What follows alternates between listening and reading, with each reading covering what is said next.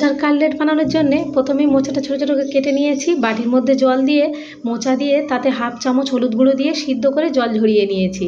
গ্যাসে একটা প্যান বসিয়ে তাতে 4 চামচ সর্ষের তেল দিয়ে গ্রেট করা রসুন, আদা বাটা, হলুদ গুঁড়ো, স্বাদ মতো লবণ, কাশ্মীরি লাল লঙ্কার গুঁড়ো, জিরে গুঁড়ো, ধনিয়ার গুঁড়ো, গরম মশলার গুঁড়ো, চিলি ফ্লেক্স সব মশলাগুলো দিয়ে ভালো করে কষিয়ে নিয়েছি। সিদ্ধ করা মোচা আর একটা আলু ম্যাশ করে রেখেছিলাম সেটাও দিয়ে দিয়েছি। স্বাদ মতো একটু চিনি দিয়েছি।